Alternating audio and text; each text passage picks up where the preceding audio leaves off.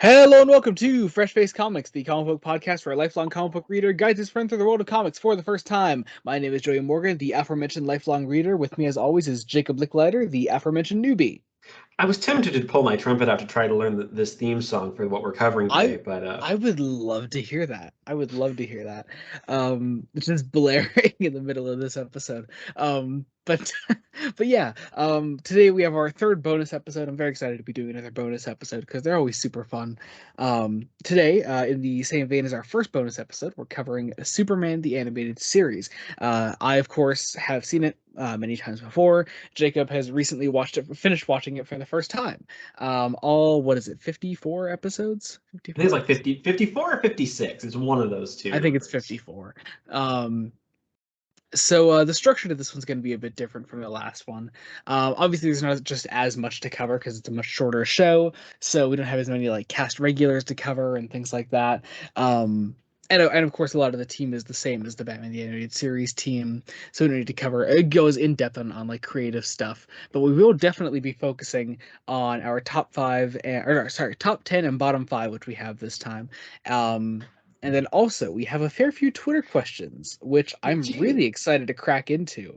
Um, but I guess before we get into today's episode, thank you all for the support on the podcast so far. Specifically, as of the time of recording this, we just released our first Teen Titans episode yesterday, and it is doing so damn well, like Is it? so fucking insanely well. Yeah, I'll share the stats with you afterwards. Like it is insane. Um, like it's outperformed Throne of Atlantis already. Okay, that is I was not expecting that.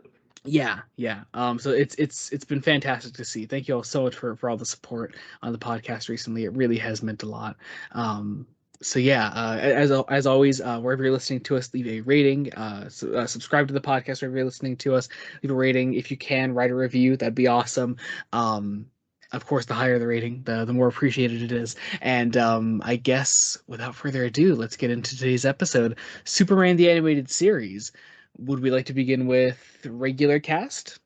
Regular, yeah, let's go with regular cast. I think that's probably the most important thing to start with. All right, Um, sounds good. All right, so kicking off, of course, with Tim Daly as Superman. Okay, Tim so fucking Daly. Okay, so obviously you had never heard Tim Daly do Superman before. no, Um, I what did we probably think? Based on like, of course, like you haven't based on what we've read, of course, so far. Um, how does Tim Daly match up with what you know of Superman as a character? so this is interesting because it's very much a performance based in where the character was in the 90s. Mm-hmm. Um, like I couldn't imagine Tim Daly doing anything from like the New 52. Like But it's possible. I would say it's no, possible in certain cases. the character in the New 52 seems a lot younger than the way Daly plays the role. Um, I suppose. like Daly's not playing a young Clark Kent. Clark Kent is not older, but like more mature. Um, I, I wasn't expecting the amount of sarcasm that's in this show. Oh yeah, Uh, yeah. It's a very fun, like very witty show. yeah, But again, you say like it is a reflection of Superman from the 90s. Obviously, most of the Superman we've covered is 90s Superman. Um, I'm not sure if I agree with what you're saying actually in that in this show's tone. I don't think it reflects the 90s Superman comics at all, really. well, okay, so it doesn't reflect the comics, but his portrayal kind of does with just some added wit. And I don't. What I also found interesting, I don't think he's actually drawing as much on Christopher Reeve as he perhaps could have. Um, No, no, he's definitely not. Mm-mm. um, would I say he's necessarily the definitive Superman? Maybe not.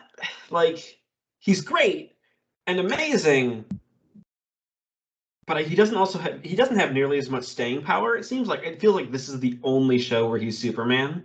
You know, Okay, so like who? Okay, so like I guess for comparison, who is your definitive Superman?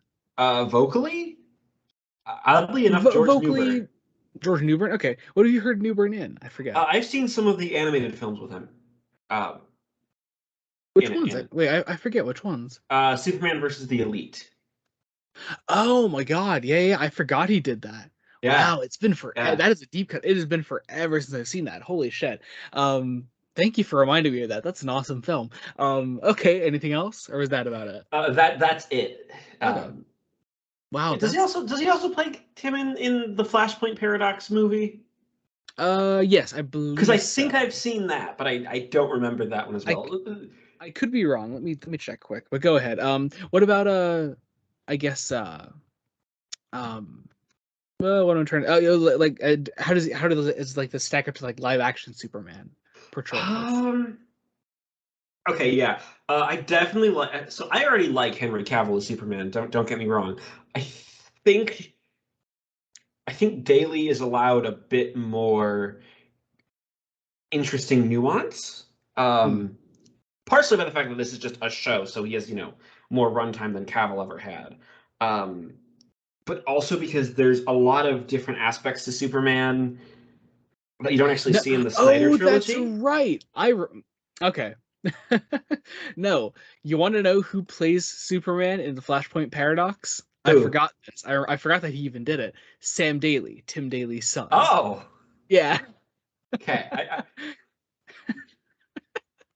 That's fucking awesome. I totally forgot about that. I remember they did a whole video too and everything where it was like a bunch of like Superman voice actors welcoming Sam Daly to playing Superman. And like that's the only thing he's done the role for. I think he's done others. I'm pretty Okay. sure he's done others. But yeah, yeah, that he did in Flashpoint Paradox. Um wait, you've seen the Flashpoint Paradox movie? Yeah, a long time ago. It was on Okay, Netflix at one gotcha. point. Like, Gotcha. like Okay. there are things. The only reason like Superman versus the Elite stuck in my head is because of just how powerful that film is. Oh Uh, yeah. Yeah. and um, uh, I don't know. So I like Daly better than Cavill mainly because this is he has more airtime and there's a lot more facets. Like Cavill's portrayal is also Superman through the lens of Zack Snyder, um, which I don't know what is you're trying to imply here, Jacob. I'm implying that it's a different take on the character in certain aspects, um, because I don't necessarily want to bring in one of our questions um, from Twitter right now. It was kind of a joke question, I but mean, I don't know. I was ready to bring it up in a second. okay, we can bring it up. Snyder's portrayal of Superman is just in general influenced by the philosophies of Ayn Rand, which is sort of the textbook libertarian um, philosophy that permeates those films. And I don't get me wrong, I enjoy those films, but it's a philosophy that I utterly uh, dislike. It's an interesting way of doing a paragon because Superman at his core is the paragon. You're getting philosophy nerd, Jacob. Joey, So okay, so first off, we forgot to mention it. The question we're talking about is from Jamie at Jamie_season 7. Just says who's Superman. It was a joke, of course. He goes on to say people say he's Clark Kent, but only one of them wears glasses. But then you were like, I'll just go full philosophy nerd, Jacob. So yeah, I do want to continue to hear this. Sorry, go ahead. um, so Superman as a character has his roots in a very specific pre-World War II context, uh, mainly being created by two Jewish writers in 1938. It's undoubtedly influenced by a lot of things going on in the world. Definitely, well, not necessarily said, but influenced by the rise of Nazism. Um, but also influenced very much by um, certain pieces of German expressionist film, mainly Metropolis, and a lot of pieces of philosophy of sort of the Übermensch, which is a tricky term, mainly because it's something that has been used by several fascists, but in this context, it's mainly meant to set Superman as this paragon, uh, and specifically um, as as a selfless paragon, um, which is kind of completely which completely goes against the work of Ayn Rand, who is very much an advocate for human beings needing to be selfish, and altruism only serving selfishness. Um, which you can see that in the Snyder trilogy a lot. Not just with Superman, but just with a lot of things that uh, bleed into that trilogy.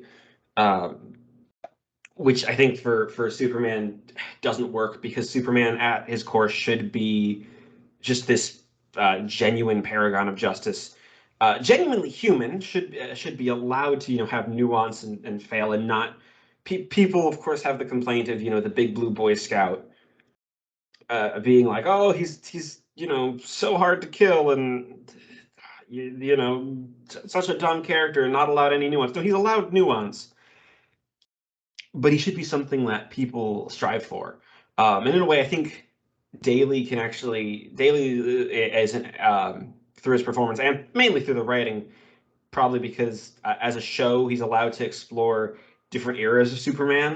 Mm-hmm. Like there's some episodes in this show that are very like Silver Age, that are but also very modern, and are very Yeah. different. Like um, one in particular, I can't remember the title off the top of my head, but it's the one where Superman and the Flash race. Oh, Speed Demons. Yeah, Speed yeah. Demons, yeah, that's Yep. um, things like that are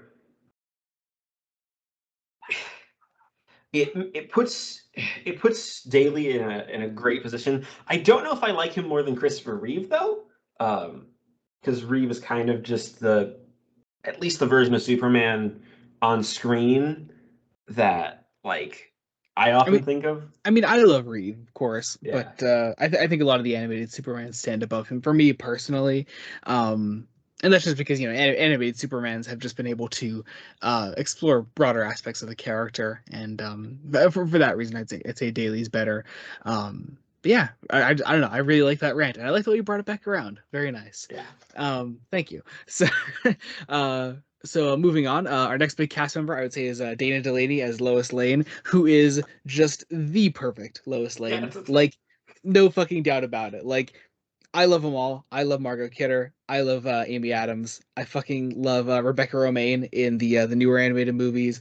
But no, Dana she's Delaney is fucking Lois she's Lane. Lois Lane. Like There's just is Lois Lane. Like there's not even another option. Like that's it.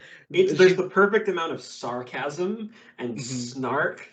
Yep. Um, And just I think the thing that she really captures about Lois that I think a lot of other Lois Lanes struggle with because the actress is maybe thinking about how Lois is directly talking to Clark and Superman at the same time.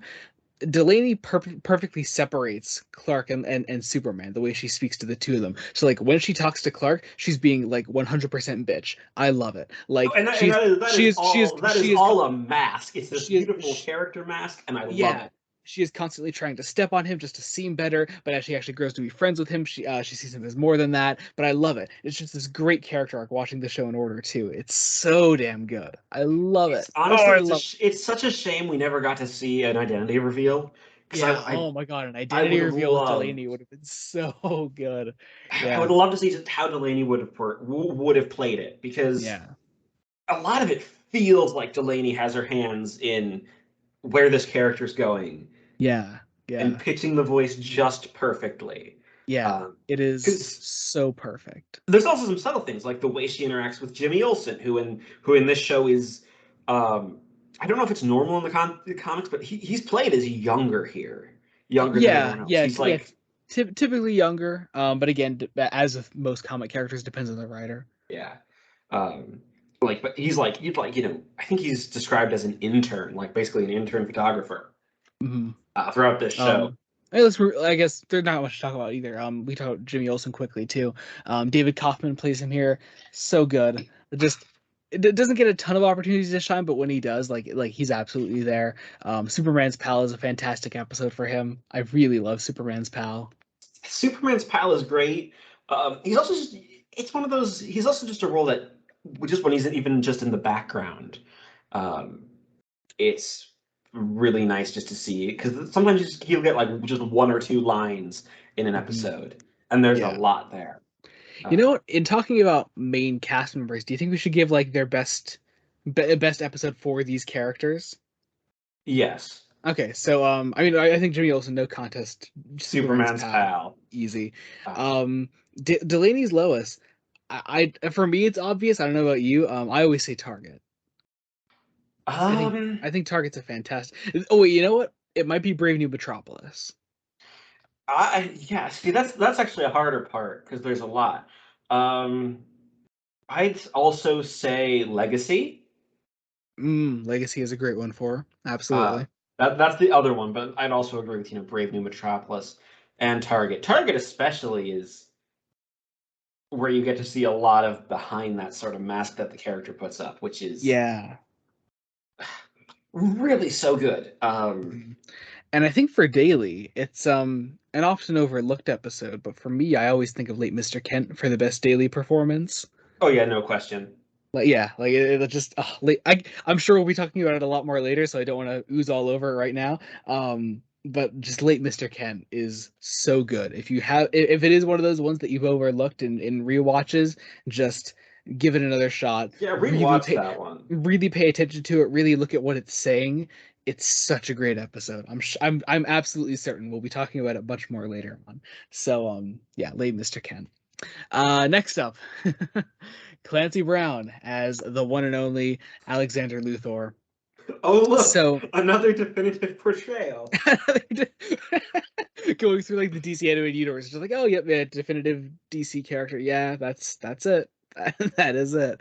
And so at this point, I think a pretty easy time to bring in our next Twitter question. This one comes from English Giraffe at English_Giraffe.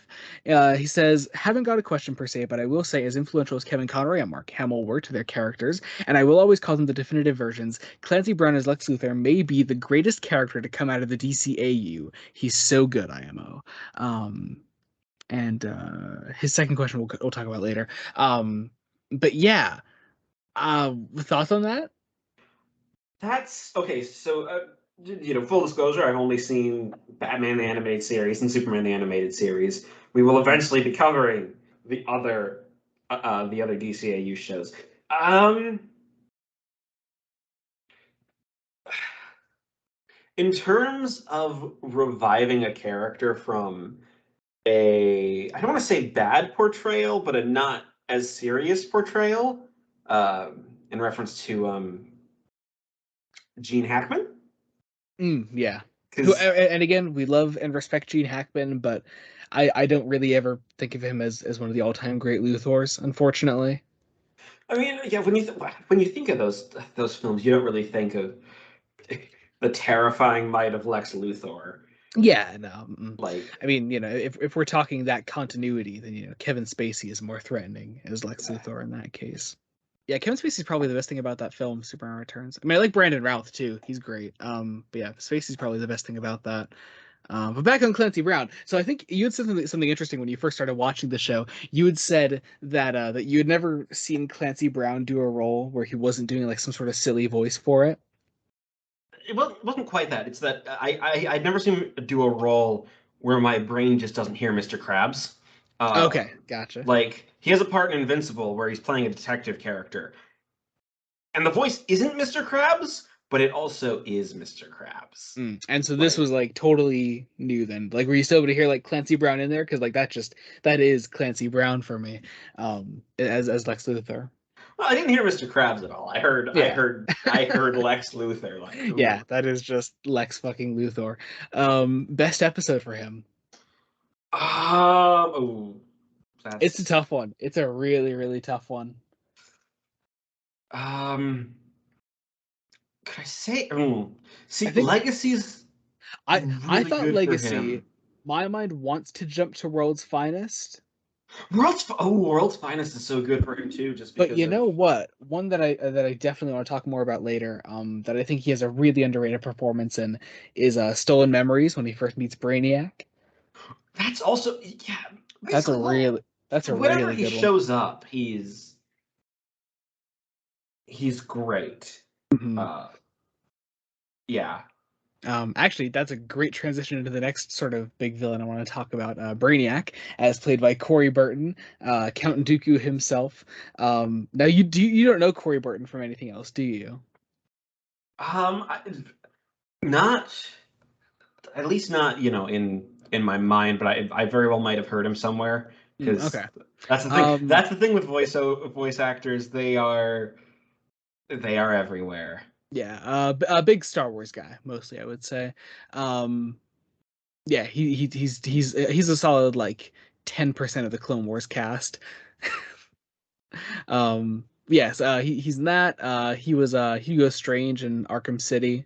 I know you haven't played that, but I don't know if you know that voice at all. Yeah, that's Corey Burton. But yeah, Brainiac, so good. Now, did you know anything about Brainiac's character other than what we had read in Doomsday? Um, I had I had not, but I'm trying to remember if I had started the show when we did Doomsday. You had not. I think you were just about to when we read Right, Doomsday. right. Um, yeah, I didn't. I knew. Well, I knew he was with throughout Doomsday that he was, an artificial intelligence character. Mhm. Now, Um, if I'm not mistaken, I think this was the first time that anyone had ever tried to link Brainiac's origins to Krypton directly. Um, and rather than just making him like supercomputer that is interested in Superman, making him literally Kryptonian, I think is an interesting take on it, and it works really well in this show, I'd say. oh, it definitely works. It's a performance, especially in that very first episode, uh, that helps a lot, a lot of the tone being set, especially with the way that the first three episodes are structured, um, as as an origin story. Um, but then whenever he comes back, it just gets almost more interesting. And the team again is very, very smart about not just always bringing back villains. Um, like they're used fairly sparingly. Like Mhm. like Lex is a staple because he's Lex Luthor, and there are episodes where he can just show up and not even be behind everything, but still have a point to serve. Mhm. Um, but but yeah, Burton as Brainiac is interesting, and it makes it all the more personal whenever he shows up. Yeah, Um, yeah. Now, as far as best episode goes, I know I just mentioned Stolen Memories, and I would say Stolen Memories on most days, but honestly, Last Son of Krypton Part 1, yeah, like, that is fucking evil, and I adore that. It's so good. I'm absolutely in love with Brainiac's portrayal there. I mean, it's brilliant. It's Yeah, terrifying. and it's the first episode of the show. Like, it's so good. Like, I love it. Absolutely love it. Next and probably last of the big villains is Darkseid, as played by Michael Ironside. Um, such a great performance. Darkseid is a character that has been done many different ways throughout DC projects across the multiverse, but this is one that I'm always interested in because they don't do like the sort of big gravelly voice, and there's a bit more of a character there, Well, and it's also very sophisticated in the performance. yeah, definitely. With just the way that Ironside plays it, Hmm. especially as the show goes on. Yeah. Um, like there are a lot of points where Darkseid shows up, a lot more than at least I was expecting, Hmm. because it builds it I builds love the way things they build up up. Darkseid's threat though throughout the show too. It starts off as just like a quick cameo appearance early on, and then it becomes more and more important as the show goes along to where he's the main villain Yeah, of the last story. Um, I mean, and there's a that point where like the show could easily end there, with a certain performance before the last episode in Apocalypse Now, which I would vote yeah, the best Dark Side portrayal. yeah, Uh, definitely. I think Legacy's the obvious answer, but Apocalypse Now is the one that gets it for me. yeah, I mean that's the one that I DM'd you. It's like, God damn it, they killed Dan It's Turpin. yeah. Yeah. Oh yeah. Spoiler discussion, by the way. Sorry. But also, it's. I mean, I guess that's it's, it's not a show that you can spoil huge aspects of. I think No, a oh lot of no, it is it's very common knowledge. Like you can't spoil World's Finest for anyone because it's everywhere. But yeah. Anyway, other regulars that I want to quickly go over. Okay, I don't want to say this last name wrong, but it's spelled like baloney, and I just. Bologna. Is that really how you would? Okay, all right, sure. Yeah. Okay, him as Dan Turpin. Great character. Love Dan Turpin. I forget. He was in Death of Superman occasionally, right? Yes. And yeah, we talked about him briefly there. Just a great character. Love him. George Zunza as Perry White. Another great portrayal. Lisa Edelstein as Edelstein. Which, Edelstein. okay, actually, can we take a minute to talk about Lisa Edelstein? Because Okay. Mercy Graves is like one of the other like DCAU characters who then became a part of comics. Yeah, yeah. And she's introduced by being played by like one of the leads from House MD. Yeah, that's she's Cuddy, Cuddy. right? Yeah, she's Yeah. Cuddy. Yeah, and it's just cool. That's Mercy Graves. She's great. Um, yeah, just really, really cool. Not obviously not quite as big as Harley Quinn, but honestly kind of the same thing, We create a female assistant for the main antagonist, and that's it. Um let's see. We have the Kents here, played by Mike Farrell and Shelley Fabaris. Um, they're not in too much of it, but I do appreciate whenever they're there. One of my favorite portrayals of them in the show is in Unity. I think it's a really underrated episode. Interesting. Oh, do you not like Unity? No! Interesting. Oh no! No! I like Unity. Fuck off. You better change your list right now. I like I'm Unity. not. I'm not doing it. I'm sticking to my guns. No, Unity's so good. Jolie Fisher as Lana Lang shows up occasionally. One of my favorite side characters in the show. She's awesome. Uh, Has some really good like episodes to herself. Victor Brandt plays Professor Emil Hamilton, another cool side character throughout the show, and Joanna Cassidy as Inspector Maggie Sawyer, who's just great to see in the show. One of those characters that you think, yeah. oh, they'll probably skip over her for the show, but no, she's there. Interesting. In some of her, I think it's in one of her appearances, they imply her sexuality a little bit, which Do is they? I don't remember. yeah, in Apocalypse Now. Huh. Yeah, it's very I don't subtle. recall. Let's see, a couple other small villains along the way. We've Ed talked about Ed Asner. Asner. I was just gonna say Ed Asner is Granny Goodness. Goodness. It's Ed Asner as Granny Goodness, because yeah, it's fucking great. Bud Cort plays the Toy Man. Was that a character you were familiar with at all That before was this? only because of his appearance in Superman Doomsday, the movie. Oh God, no. Yeah. No, no. Oh no. Ouch. Yeah. Another one I want to talk about is Ron Perlman is in this show as a Zod ripoff. I say Zod ripoff though, but they took the name of another Kryptonian from the comics, Jack Sur, and just made him a Zod ripoff. Did they just not use Zod as a name, maybe? I don't know, but I don't know what would be protecting that legally. Who's really looking after General Zod? Like, come on. I don't know. I don't know. Look after Lex Luthor or Brainiac or some shit, Anyway, another original villain for the show, Livewire, is played by Lori Petty. Just a really cool addition to the show. Gets used quite often. I would say probably more accurately the Superman equivalent to Harley Quinn. Oh, As far as- definitely. Yeah. Parasite, is played by Brian James, is also in this. One of the earliest villains that the show does, and one's always nice to see showing up every now and then. Let's see. Oh yeah, Brad Garrett as Lobo and Bibbo. As Lobo and Bibbo. Lobo and Bibbo. I mean, come on. What two roles could you want more than them? Like, come on. Let's see who else. How I almost didn't fucking mention Gilbert Gottfried's Mr. Mix's Spitlick. it's Gilbert Gottfried, and again, another character I'm sure we'll be talking about much more later on. Did we mention whoever plays Supergirl? Oh shit, we didn't. Hold up 1 second. Trying to find her Yeah. in the cast list I'm going through. She's not here for some reason. I feel bad now.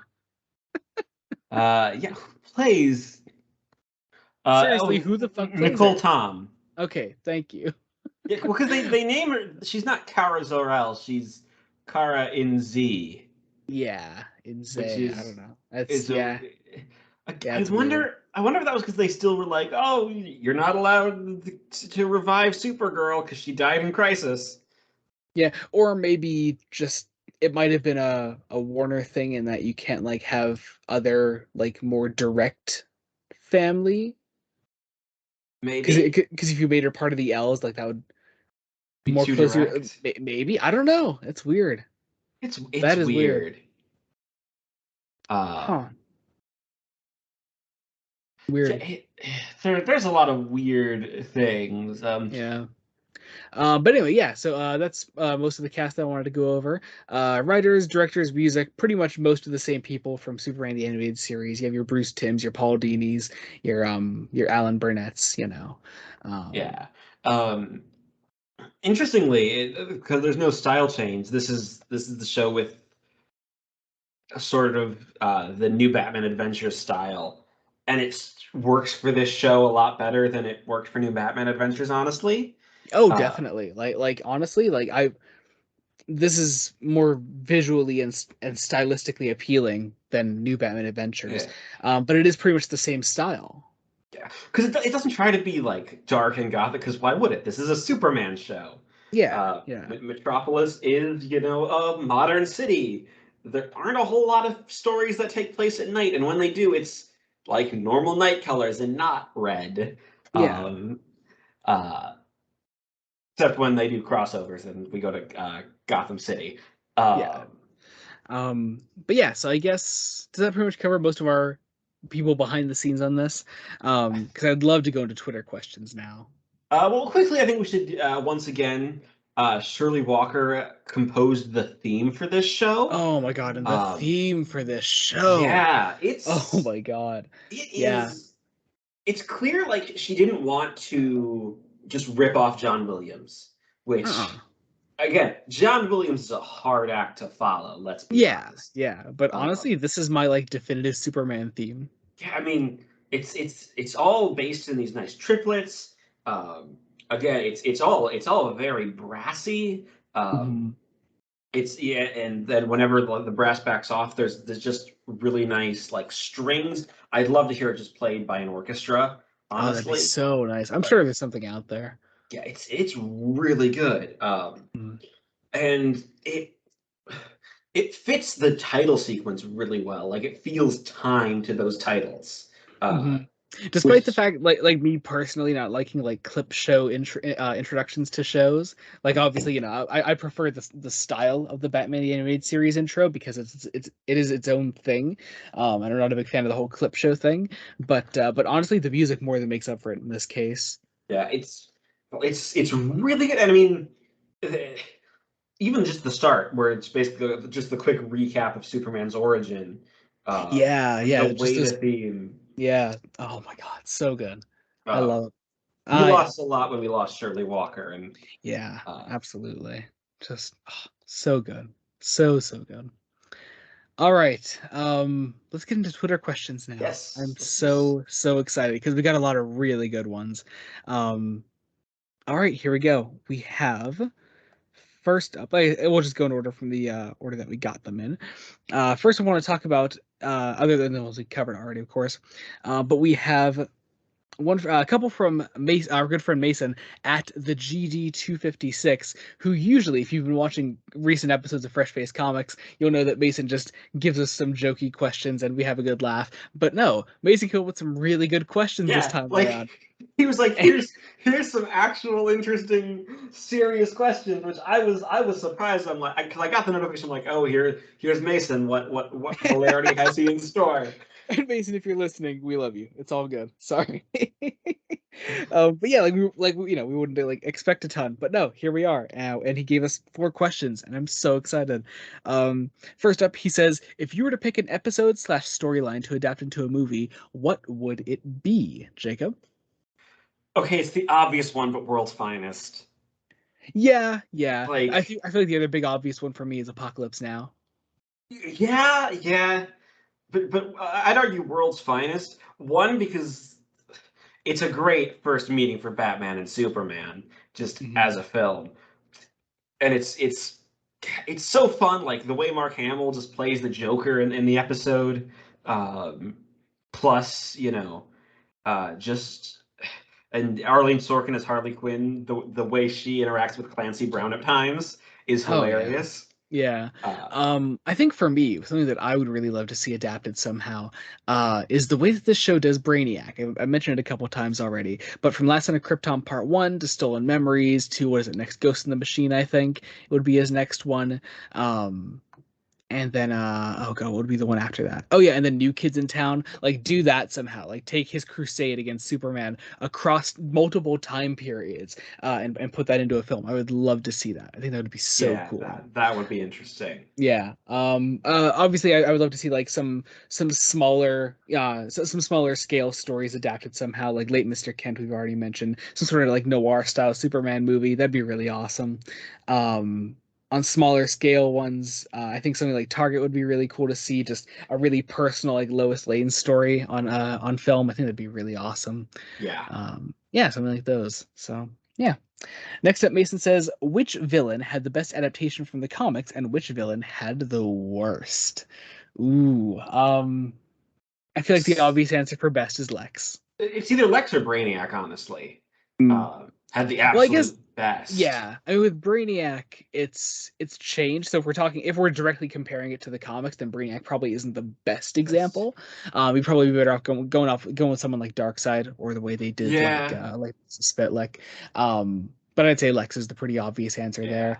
As far as worst adapted, it depends on if you want to count Jax-Ur as a Zod adaptation. Yeah, Because well, Jaxer and what's the name of the character he's always with? I don't fucking know. Hang on. Mala.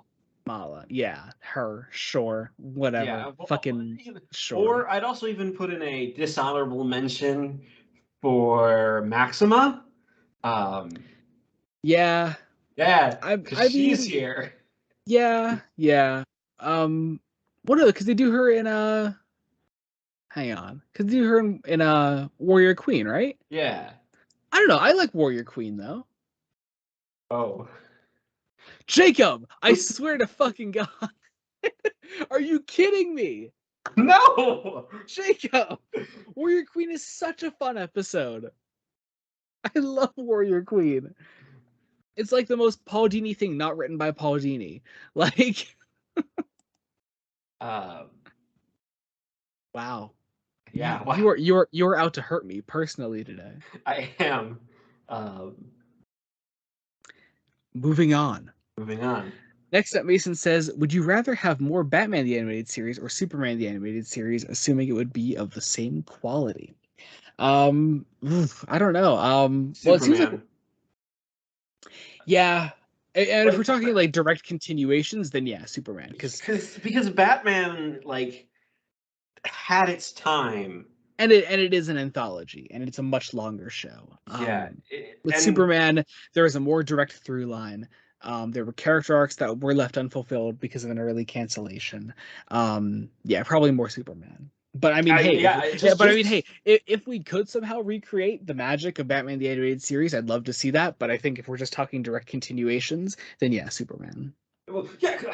I need to see that Dana Delaney as Lois Dude, revealing. and Dana Delaney would be like the lowest to figure it out herself. Yeah. Like it wouldn't be like, here, I'm Superman. She wouldn't be surprised by that. And then his last question is biggest nitpick about the show. I'm not sure what my answer is to this actually. Um. That's that's kind of hard. Honestly, maybe not using Supergirl enough. Um, That's a good possibly. nitpick. Yeah. Yeah. Uh, Um, it's definitely a nitpick, but the mixing up of Green Lantern origins in Brightest Day. how did they mix them up? It's I mean it was on purpose because Kyle Rayner was the current Green Lantern in the 90s, but they gave Kyle Rayner Hal Jordan's backstory Uh, with with the way with the with the way. way he gets his ring Okay, yeah, and yeah, yeah, and with yeah. Sinestro and all. Yeah, yep. So there's Yeah. that. Again, very much nitpick. Like we're gonna sound pathetic when we talk about nitpicks. Yes. But yeah, Oh, there's that. not following up on the Justice League hints in the show itself. Um, Yeah, yeah. Well, I mean that's fine because they were always planning to do a Justice League show. yeah, Um, but you said nitpicks, yeah, so yeah. Well, but then I guess that's a complaint about the Justice League show is that they don't follow up on the build up in Superman the animated series. You have this Aquaman build up. He's not part of the main team. You set up Kyle Rayner. You make the Green Lantern John Stewart. Like, okay, it's weird. It's really really weird. at least they didn't like. I don't think in Speed Demons they reveal who the Flash is, uh, or do they? Do they? I No, don't I don't think think. they do. No, I don't think they say that he's Wally in Yeah, that. They do that in the Justice League cartoon. yeah. I mean, yeah. It's just assumed to be Wally because Wally was the Flash at the time. Yeah, and considering they do the same thing with Green Lantern, they just go with the current one, which is Yeah. fair. Which is fair, you know. If you're gonna say like, oh yeah, hey kids, here's a cartoon about these superheroes, go read their comics, and they pick it up and it's a totally different guy, you know, what's the point then? But yeah, all Yeah. right. Let's see. And we have one more here. This is another one from English Giraffe at English_Giraffe. Says also, The Late Mr. Kent is my favorite episode from Superman the Animated Series. I just adore the noir elements presented. Apocalypse Now is also a brilliant episode, and I always adore the episodes with Mickey Spitlick. Rip Gilbert Gottfried. Absolutely. Much love to Gilbert Gottfried. And I think we mentioned all of those episodes already. Yeah, and I'm sure we that won't be the end of them here. So yeah, a lot of great things to talk about here. So I guess with that, I requested that Jacob make some lists before we One of get my into lists this. did get slightly altered, Joey, but I won't say how. Okay. All right. Because looking through some of these episodes, I realized, oh wait, there was one that I'm like, wait, I didn't like that one at all. That one, it's an episode that Okay. bored me to tears. Gotcha. Gotcha. And do you have them in an order on like with I the background have noise? them in quality order this time. Okay, good. Good, good, good. Yes. All right, so let's do bottom five first, and we'll save the top 10 for Yes. last. Do we want to do the same way we did last time with going one at a time? Yes. Alternating. All right, so Uh, I'll go first with my number five and my bottom five. Now here's the thing with Superman the Animated Series. Like it's a great show. It's a really, really great show. And with a small number of episodes too, a lot of which are two-parters and three-parters. So you're not exactly spoiled for choice when it comes to bad episodes, which is a good thing. So my number five here is Double Dose, just not one I felt especially strongly about. It's kind of a generic villain team up. It's Livewire and Parasite, and they obviously betray each other, and it's not interesting really, but I don't hate it either. Interesting. My number five is Unity. Because kind of for the I same fucking hate reason. you. It's an Okay, episode look. that I don't dislike. It just plays around with. I think it's one of the few episodes of the show to try to do something interesting with Supergirl. Yeah, there are things I actually do like about it quite a bit. And I like the alien threat in it. It's really cool. I mean, yeah, I don't like this type of plot, But it's honestly. Ma and Pa Kent. You can't hate an episode with Ma and Pa Kent. Come on. I don't hate it. There are 4 episodes of the show that I actually hate. Uh, Okay. All right. My number four is also one that I just don't feel particularly strongly about. Where there's smoke, it's all right. I don't know. I really just I really couldn't care much about it. It's all right, I guess. uh, any so thoughts on my that? number Okay, go ahead. my number four, because it's not where there's smoke is on this list, but not there. Okay. Absolute power. Um, Ooh, okay. That's I interesting. mainly Jaxer and Mala. Whenever they showed up, it's like Jesus Christ, they're back again. Okay. I'm just surprised it's number four. Trust me, it's just it's one I dislike it. The only good thing is that Mala was played by Sarah Douglas in this Yeah, episode. the Ursa from It's like the original from the Reeve films, which basically playing the again same just character. giving it. They're just like, yeah, they're just Zod and Ursa. Yeah. It's like, all right, whatever.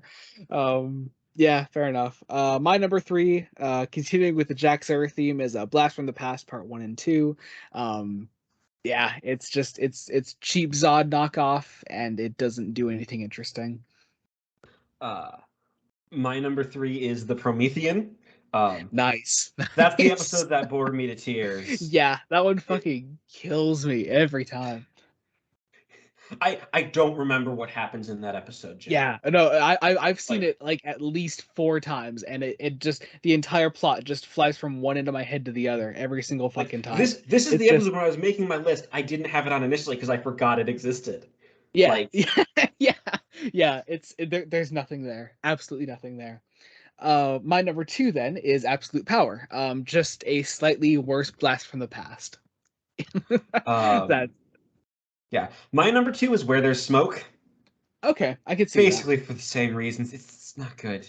yeah, It's not good. And my number one, my least favorite episode of Superman the Animated Series is the Promethean, because yeah, it's the Promethean. My number Jacob, one. I'm gonna fucking kill you. I swear to God. It's Blast from the Past. Oh, okay, all right, good, all right. Yeah. I thought you were gonna say Warrior Queen for a second. All right. No, working like no, it's not. It's not as bad. Okay. Well, that was my original number 5. That got knocked off. Oh, okay, gotcha. It's like yeah, Yeah, like so okay, yeah, pretty much the same thing happened as with Batman. We have like one episode difference, and the rest of the list is the same, just in a different order. And we both agree our like number 5 pick isn't even a bad episode. It's just yeah, like Double Dose is fine. It's it's okay, and I like Unity. I genuinely like it. But actually, I know we were going to do honorable mentions. I am so surprised the Promethean isn't your number one. Because that one fucking kills me. Like, at the very least, there's an effort with the Jack Sarah episodes. I don't like the effort, but there's an effort. Yeah. I don't know. It's not great. Okay. I know we said we weren't doing honorable mentions for our bests.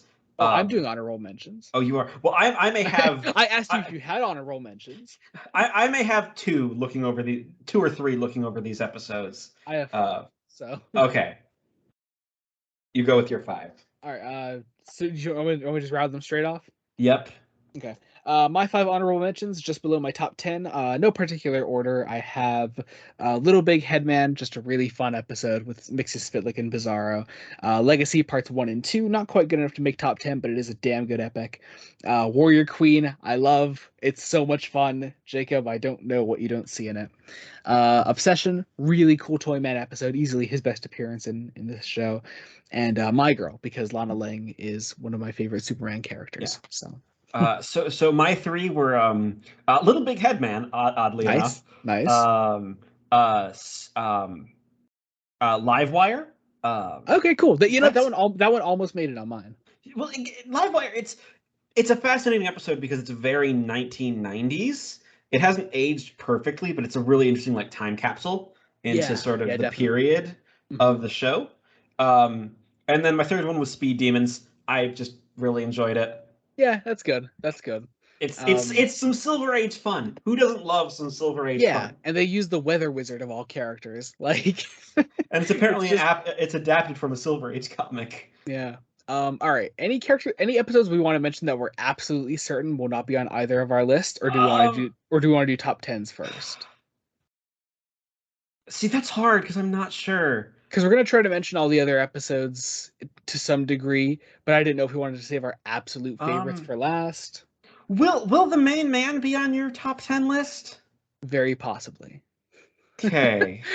Okay, let's just go into top 10s then, because I could tell what this is going to be like. All right. Yeah, this is going to be hard. I think unlike our bottom 5, our top 10s are going to be very different. Like very different, yeah. So bar like maybe the top 3 or 4. Yeah, I will say it was really hard to choose the top 10. Oh, it's very tough. Yeah, there are so many good episodes of this show.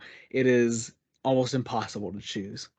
All right, we're gonna go the opposite order in this. I'll let you do your number 10 first. So my number 10 is again, this was really hard to put just at the bottom, and it might hurt you a little bit. But Brave New Metropolis. Oh, Just, you bastard! You just, bastard! I mean, oh, I'm glad it's top 10, of course, but Brave New Metropolis. Oh my God. The only thing that brings it down for me, is just that they sort of pull out at the end. They don't go all the way at the end with having Superman be a cunt in that universe. yeah. Um, It's it's one of the few times where evil Superman is done really, really well. mhm. Danny Delaney is perfect as the point of view Ah, character.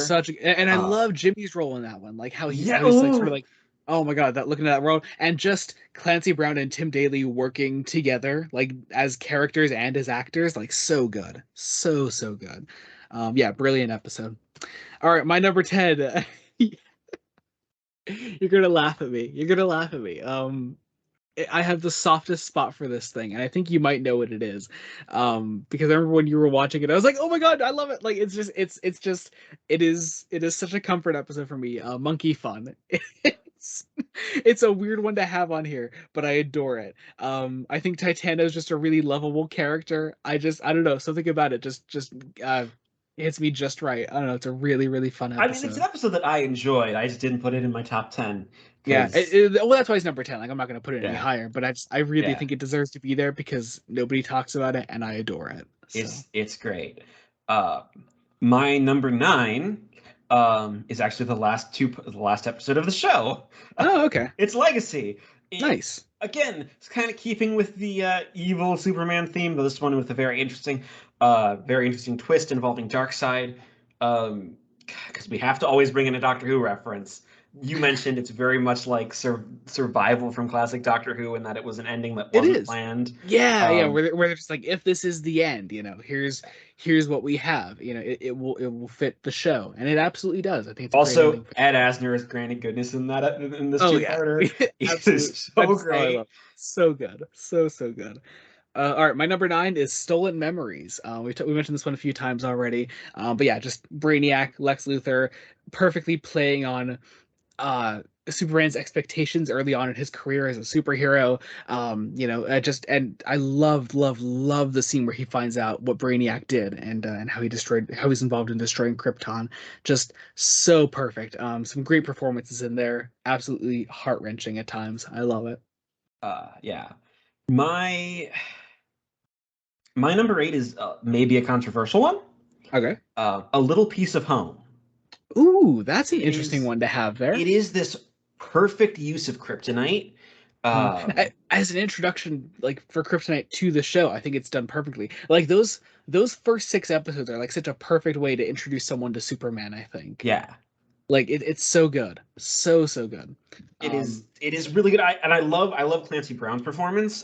Yeah, I yeah, think yeah. it was the Clancy Brown performance that got me hooked, Mhm. just on his character. Um, Yeah. I remember yeah, you got through the first couple episodes kind of slowly. And like yeah. once you got to that one, you started flying through it like the way you were going through Batman. Part of that was due to real life stuff getting Well, in the yeah, way. But yeah, um, yeah. yes. All right. My number 8 is Target. My Dana Delaney Lois Lane love knows no ends, and it's a great character piece for her.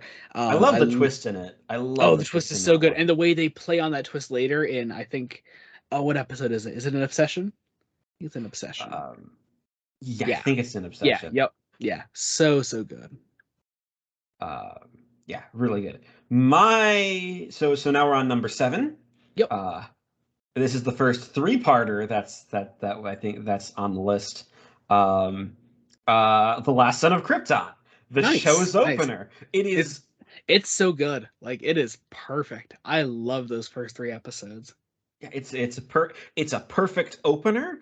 Um, I love the first episode on Krypton. I love the way Jor-El is portrayed. You have Mhm. Tony J playing Superman's grandfather, Yeah. um, which is And one of my favorite things about it is, and as much as I love that first episode 2 is what gets me. I yeah, love episode 2. The way they do Clark's teenage years, fucking perfect. The scene where he flies for the first time, chills every single time. Oh, I love it. I am absolutely in love with it. It's so good. yeah. Like Um, this could have been a film, and it's amazing, and mhm. it eases you into the show. Like unlike Batman, this show needed an origin story. Like you needed something like this to start the show. Yeah. 'Cause it lays out so much of the mission statement of here's how our take on Superman is going to work. Yeah. Uh, Yeah. yeah. Yeah. Just so good. All right, my number 7 is Apocalypse Now. Parts 1 and 2, of course. I mean, it's Darkseid at his finest, I think, in this show.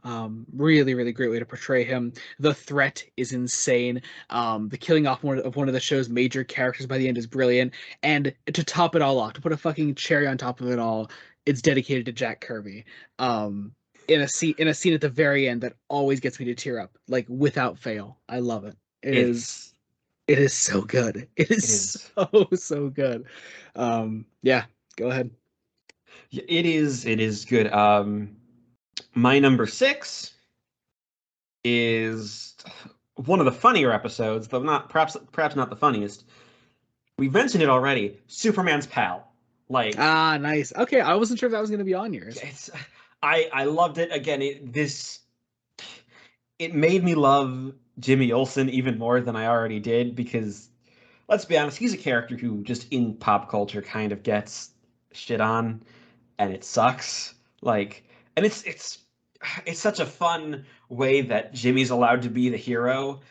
It also does a trope that I hate really, really well. Like, I hate the sort of like stardom wrapping people up, but Jimmy like doesn't we actually get wrapped up. We had a in great it. conversation about this episode when you first watched it. I remember, I think it was before recording actually, and we had just a great conversation about this episode. Like, I love what it does with that trope. Yeah. It's so good. Because like he never like agrees that he should be famous. He's trying to stop people, but it's just like no, the media's like no, you're Superman's pal.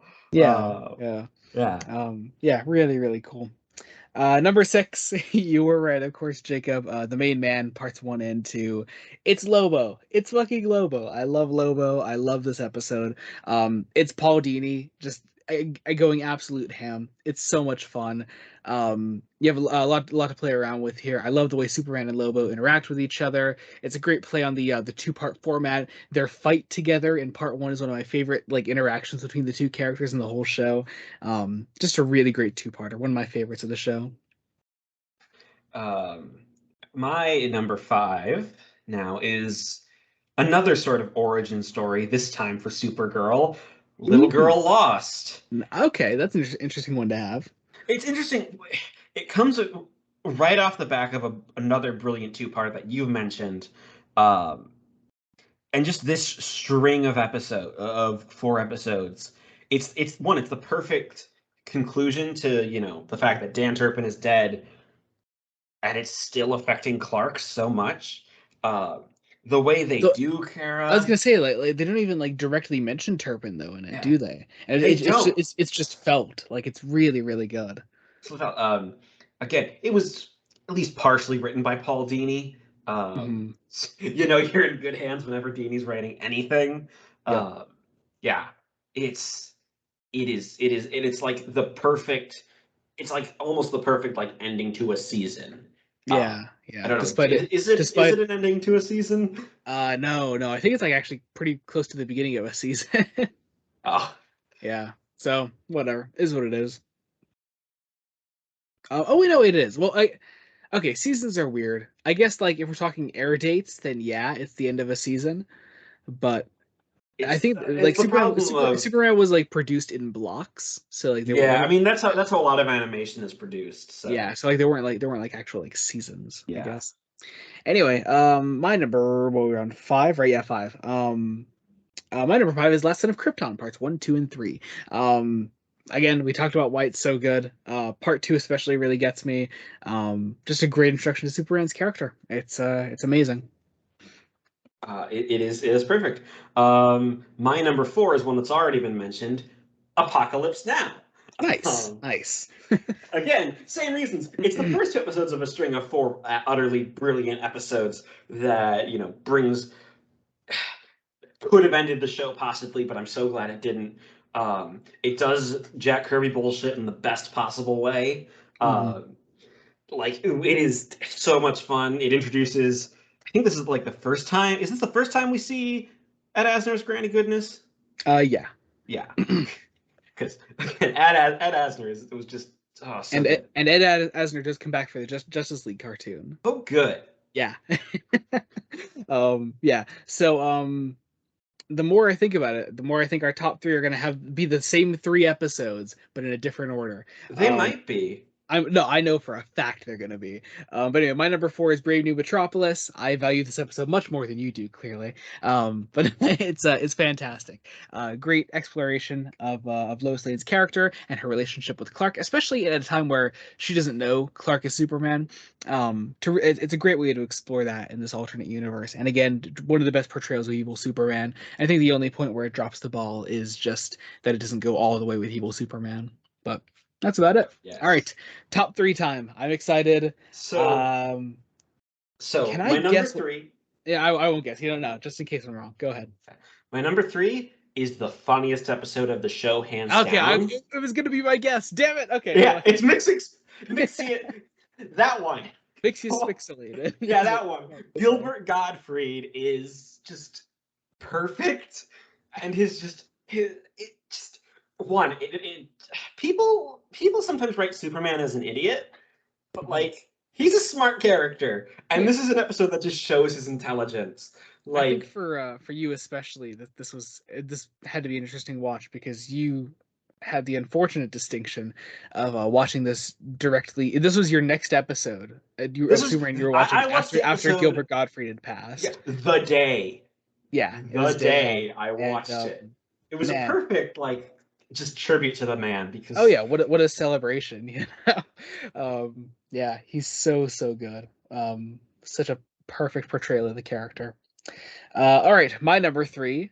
You might be mad at me for not being higher, but my number 3 is World's Finest Parts 1, 2, and 3. It's perfect for all the reasons everybody says. Conroy and Daly working off each other is so great. Mark Hamill in the mix of it all, him and Clancy Brown, the way all these characters play around. It's a giant sandbox, and it's the writers are just playing in it so well. This was done by a team of writers. This was Alan Burnett, Paul Dini, and Rich Fogel. It's the regular team. It's perfect. It's done so well from beginning to end. The dynamic between these characters is great. It's a nice Justice League setup. Perfectly nails their characteristics all throughout. And one of the Lois and Bruce relationship in it. Oh, the Lois Bruce relationship. Something that I wouldn't typically be into, but is done so well here. I can't argue with it. Yeah. Well, we can continue this discussion with my number 2 because my number 2 is World's Finest. Really? I thought it was going to be your number 1. It was for a while, but then I thought about it today, and I realized something just needed to be my number 1 for some just very important reasons of what it does in its 20-minute runtime. We'll get to it. But yeah, it has some of Arlene Sorkin's best bits as Harley Quinn. I love Mark Hamill here, especially in the first episode where he just steals this jade dragon from a shop. And I love the way it ends. It's brilliant. I believe it's been sold as like just a full movie at some point. I'm pretty sure, yeah. Which is just, I mean, it deserves to be. Yeah. It's great. There's nothing mortal about that bat. Maybe my favorite line. Yeah. And just the scene from the end of part 1 after Batman and Superman have their first confrontation where they both just find out each other's identities, and it's done so damn well. I love it. It's so good. All right, I'm so glad I was right about our top 3s because my number 2 is Mixie Pixelated. Again, is our number 1 the same? I believe so. But yeah, number 2 is Mrs. Pixelated. Gilbert Gottfried's amazing. A lot of really fun gags here. It's a ride beginning to end. Not much more to say about it. All right, I'm really happy that we lined up here. Our number 1s are the same. It is. Number 1 is the late Mr. Kent. The late Mr. Kent. It is a perfect 20 minutes of television. It is. It's something I didn't know you were tweeting about it when you tweeted about it. Long before this when you had rewatched it. Yeah, I was watching about like November, December-ish, somewhere around there. Like we probably just started the podcast. Yeah. Yeah, and I tweeted about it, and I was like, "Wow, it was one that I know I had overlooked on my first viewing of the show, and it struck me pretty recently. Towards the end of last year, I guess, so not too recently. Um, but I remember I was watching it, and I was like, "Wow, that it is." It hits so hard. Aside from just being a brilliant idea for an episode, the fake death of Clark Kent and how and how Clark deals with his dual identity when they cannot coexist anymore, done so well. The mystery of it all, the noir Superman story, right down to having a brilliant real world message, which hits It's so hard to this day. it's all this is all about the corruption in a system.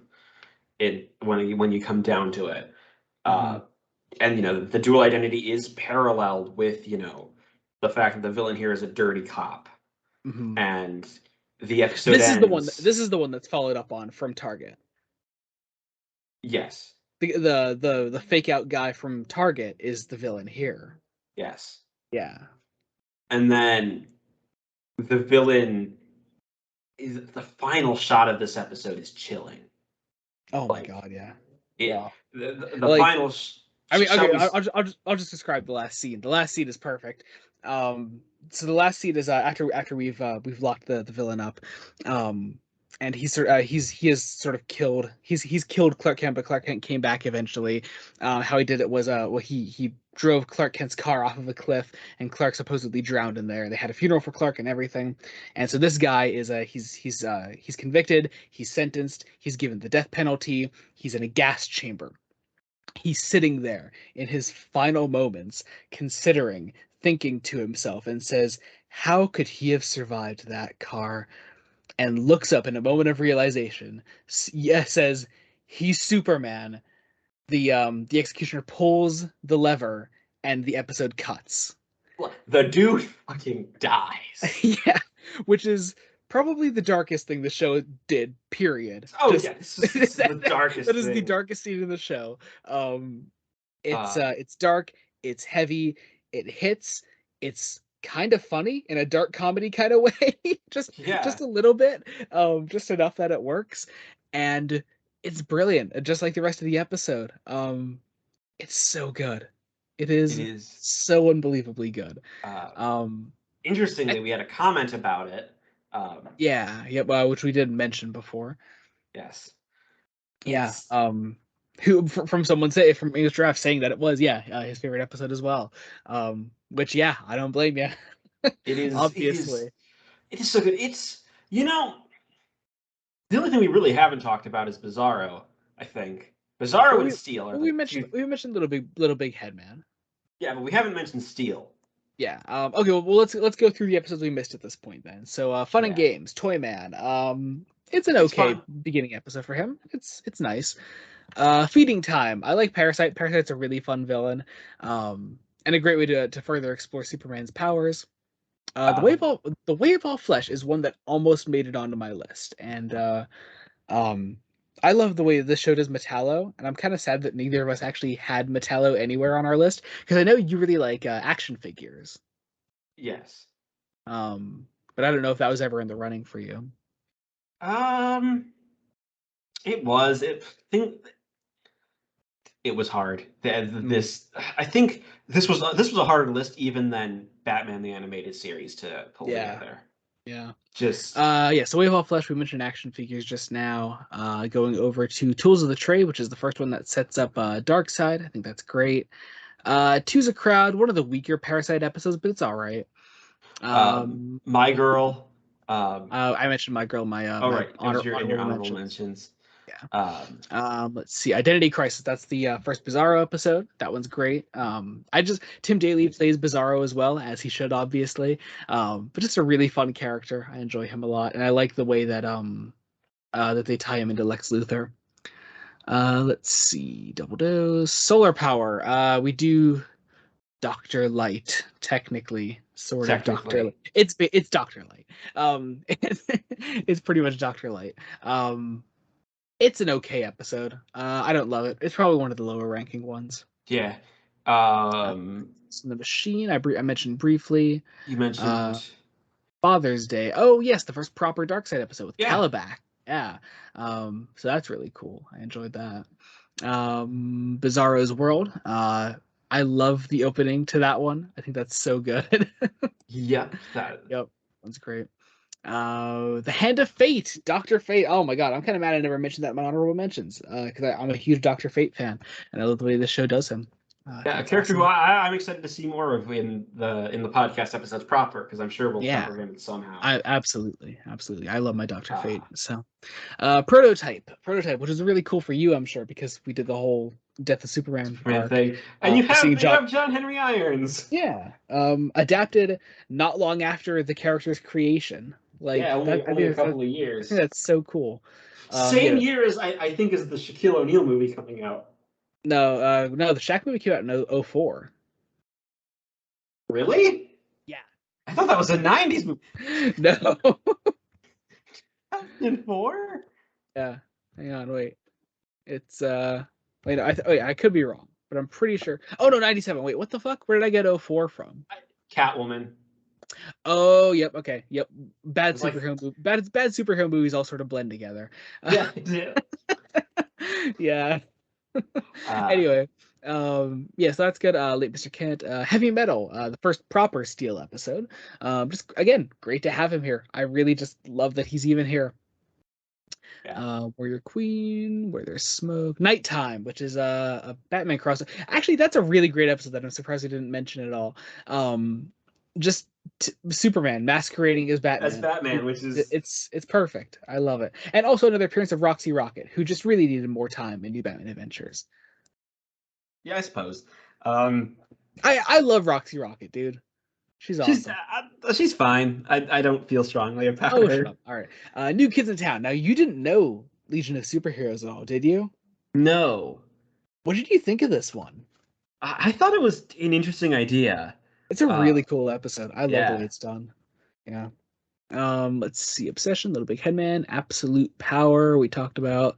In In Brightest Brightest Day, Day, Green Lantern. Again, mentioned briefly, but it's good. I like the way I like Kyle Rayner as an artist. The idea of an artist becoming a Green Lantern is a really interesting idea. Mhm. Um, Yeah, Kyle's a great character. I'm sure we'll end up talking about him eventually. Superman's Power mentioned Fish Story, which I do really like. I really, really like yeah, Fish it Story. was fun. It I was love the ending fun. with Aquaman threatening Lex. I think that's great. Yeah. Yeah. Unity we mentioned, Demon Reborn. Yeah, Ra's al Ghul is here. That's fantastic. Great David. Always great to hear David Warner. Although Talia is played by a new actress in this. Yeah, Yeah. it's Still a good kind of a episode though. shame. And of course Legacy. So all right, I think that covers That's all. That covers all the episodes that we didn't everything. mention. Yeah. Nice. Nice. Well, that was Honestly, the big shame is that this is overshadowed so much by Batman. Like, oh yeah, like it is such an underrated show as a whole. yeah, I think the fact that that we that because it's so overlooked, that it really hasn't gotten the love it deserves over time. But everyone I've talked to that knows this show knows just how good it is. They have favorite episodes. They realize how good non-special episodes like Late Mr. Kent really are. yeah. I think it Just those. also helps that there's now a complete Blu-ray set of it. Yeah, so honestly, if you haven't seen it, get the fucking Blu-ray box set. Superman We will link it down below. Yes, we absolutely will because you deserve to see this. It's a brilliant show. It really, really is. It's maybe it doesn't quite reach the exact same highs as Batman the Animated Series, but it's definitely better than New Batman Adventures. I'll say that. I'd argue it's as good as Batman the Animated Series. It's I just could see that. I could see it's that. just I think part of the problem is people just it's a different vibe. Hmm. I And know for you that this probably won't mean as much coming from you because you only seen the two shows. But for me, this is my second favorite of the DCAU shows. Of the main five, like this is my second favorite. I love this one. yeah, It is so I good. can't comment on that because I've seen two. Yeah, but And obviously we do plan to talk about more in the future. yes. So yeah, Yeah. yeah. Wow. This is a short episode. Yep, it's. Well, I mean, yeah. I don't mind it. I don't mind it. It's got to talk about one of my favorite pieces of adapted Superman media, which I will never complain about. So. No. All right. As far as bonus episodes go, for those listening to the podcast, we're gonna start branching out a little bit next time. Yes. Our next bonus episode probably won't be out till late June, early July-ish, probably. June, July, depending on how long it takes me to watch, and then for us to get together to record. Yeah. We're branching out a little bit. We are covering our first Marvel product. I think I'll leave it at that. Actually, Yes. keep it there. If you don't, if you aren't something that we've actually told, because I know we've told a couple of people. Mhm. And yeah. Okay. Yeah. Tell us. Tell us what you think we're doing. Yeah. Tell us what you think we'll be covering, because it is a Marvel show. I'll say that. Yes. Marvel show. That's all we're saying. Should we say if it's live action or animated? Let's not even say that. Okay. All right. We'll leave it at that. All right. Cool. Sounds good. Awesome. All right. In the meantime, tell us what some of your favorite episodes of Superman the Animated Series are. What are some of your favorites? Some of your least favorites? Give us your top 10, bottom 5, however you want to do it. Tell us what some of your favorite things about the show are. We absolutely love this show, and we'd love to hear some more opinions on the show, because honestly, it's just not talked about enough. So please start talking about it more. It's so good. All right. In the meantime, thank you all so much for listening. Until next time, this has been Joey Morgan And Jacob Licklider. Goodbye. Goodbye.